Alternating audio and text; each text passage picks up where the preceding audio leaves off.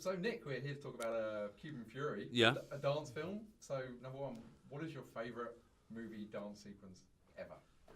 Oh, I wish you'd pre-warned me about these. I don't know. I think I love Strictly Ballroom. I love Grease as well. You know, I remember that was the first film I ever saw at the cinema, and that kind of stayed with me, and that still works today for me. That film, you know. Cool.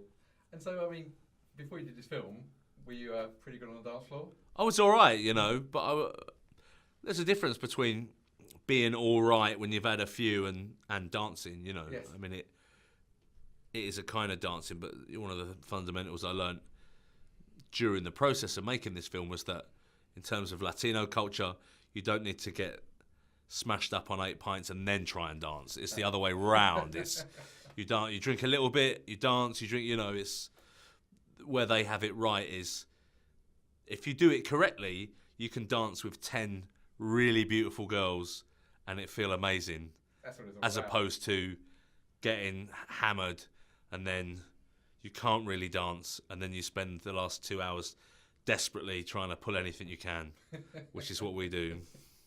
And I mean, so did you have a lot of training to get to the level you're at in the film? Yeah, I did. I did like 6 hours of dancing every day, 5 days a week for 7 months, which was an absolute nightmare. And you know, I think 4 or 5 days in, I looked at myself in the mirrors of the training What am I doing? box and thought, next time you have an idea, keep your fat mouth shut. You hear me? I was like Gollum, at two different sides of the same Smeagol. Yeah, it got easier. You know, you just about 3 months in. Even that 3 months seems a long time. You know, It is. if you were sentenced to 3 months in prison, you'd think your world was ended. But 3 months Lots in, of dance. it kind of started to click, and it kind of felt right, and it kind of looked the same as what Richard and Susana Montero, my teachers, it kind of looked right, you know. But then that's a kind of false dawn, because the better you get, the more then they pile upon you. So it never really got easier. It just got, you understood it as like learning a language, I think. And I guess you're a little used to choreography. I mean, you've danced in space, and then even Shaun of the Dead. That was I choreographed that myself. Yeah.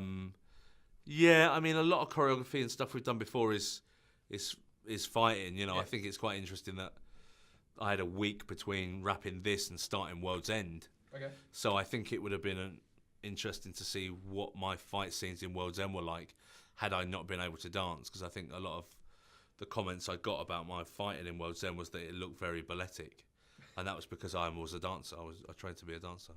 And, That sounds weird coming out of my mouth because I trained to be a dancer. But yeah, during the process too, once you got past a certain period, I looked like and acted as a dancer. I dressed as a dancer. I had special outfits that I'd wear. tights. No, not tights, but like these chinos that I liked, and I'd fold the bottoms up and then pull socks over the bottoms, and I'd then put leg warmers on, and I had little white pumps that I loved, and you know, you become a dancer. Like at the end of the shift, someone would give me a maxi muscle to drink, and yeah, it was odd. It was odd being a dancer. And I mean, have you used your dance skills since, like pulling on the dance floor Every day. kind of putting on the fake tan, shaving the chest? No, I don't think I'd do that again.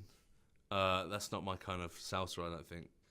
But I dance a lot. I mean, I don't go to clubs very often because I have a wife with a young child, so to leave her putting the baby to bed while I slope off and dance for 5 hours with some Madrid firecracker, it doesn't really cut any mustard. So, I mean, getting involved with this in the first place, I mean, what was it about the character of Bruce, and what about the script that you went, yeah? Well, it was mine. It was my idea, and I'm the producer, so I have no one to blame but myself. So I always had a secret, and that was that I wanted to be a dancer, and I wanted to do a dance film, and I never told anyone. And the notion of it frightened me, because I have a funny relationship with dancing, in as much as I really like it, but I'm kind of nervous about doing it in front of people. And I felt it was time to get over that fear. And it was at that point, and fueled by my Jägermeister and Stella Artois that I sent a very, very loose pitched idea to Naira, my producer, and like 2 a.m. sent that idea off to her, you know, and then woke up the next morning slightly hungover, thinking, what did I do? You know, I think it was only half an hour later when I was, you realize, you know, you ran to your inbox and there was an email from Naira saying, this idea is amazing. Let's come in. Let's talk about this. And then, you know, I think I was caught. You know, I wanted to be caught. And then you made sure you have a lovely leading lady, and you're the lead in a rom-com, technically. Yeah. How did you find all that? It didn't bother me, to be honest. It's what the film requires, and you know, I've been very fortunate that you know, I've been a romantic lead in a few other things I've done. This is the first film, but it never seems to. You know, people don't question it, which is really nice, because people could question it. But I think I have just such an internal raw sexuality that people just let it pass. I think they fear me as the sexual tyrannosaur I really am. And you're talking of sexual tyrannosauruses. You're working with Chris. You know, who's an Aussie favourite because of the Sapphires. Yeah, absolutely. So how's he to work with? He's amazing. You know, I love working with Chris, and we've been friends for a long time. And you got to play the bad guy. I got him to play the bad guy, and I think he plays it really well. But he did find it difficult. But after doing Boat That Rocked with Chris, he was one of the guys that I hung out with when we weren't shooting, and we just got each other. And you know, I was really happy that he could do it. And he's one of the only actors that I'm pretty good at not corpsing when we shoot anything. But one of his strengths is that he's such a good improviser. And to do that, you need to be incredibly intelligent, and you need to have a lot of knowledge about a lot of things. And you know, at any point, he can pull something out. Yeah. And if, as an actor, you know, you get to a point where you can kind of work out in your mind an actor's going to say something, so you can make it not funny, so you don't laugh. But with that technique, it's really difficult because it's something new each time. So when you watch the film, if you look, I don't really look at Chris at all.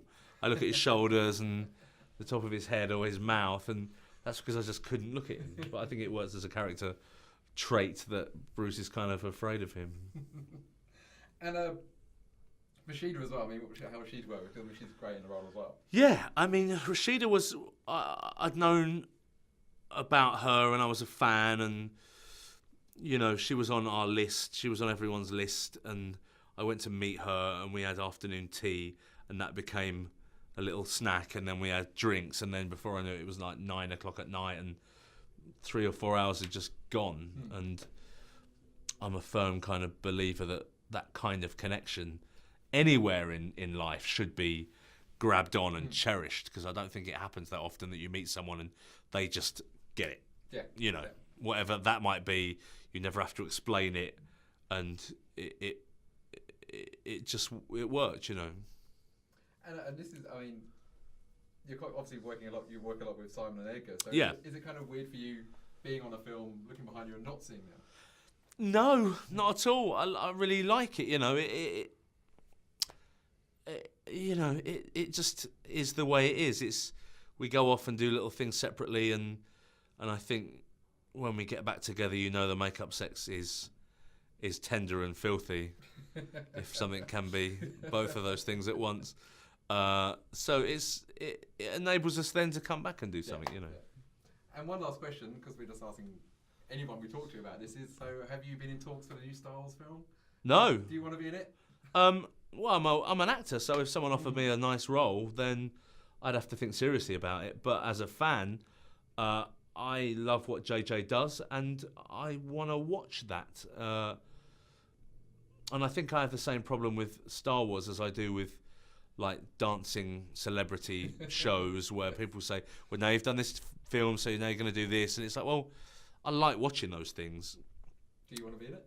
Well, that's the thing, you know, you then spoil it for yourself. So the same thing about Star Wars. I kind of want to enjoy it and not think, oh, no, you did that wrong. Or my alien looks rubbish.